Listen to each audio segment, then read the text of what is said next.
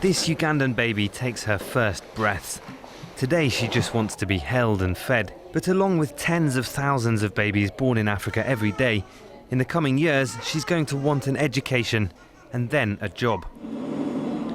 Africa's youth population is booming, and so across the continent people are wondering what the future will bring. The first thing that these people are going to be looking for will be jobs.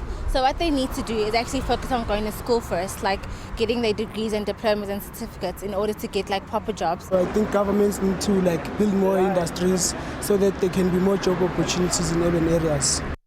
The United Nations projects that by the end of the century, 4 out of 10 people will be African.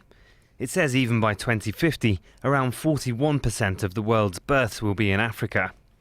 And most of those will be in Nigeria, where it will account for almost 1/10 of the world's births. Its most populous city, Lagos, is already the largest in the continent, and more than a third of young adults living there are unemployed.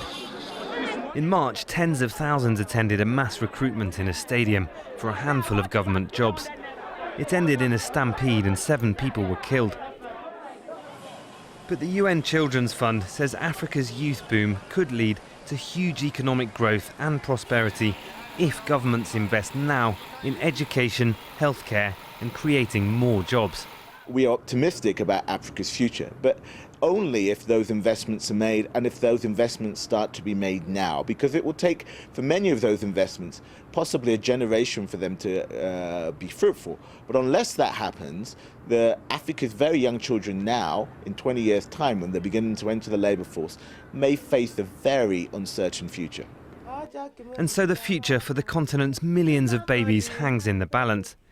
It's the decisions of the leaders today that will determine their chance to succeed tomorrow. Malcolm Webb, Al Jazeera.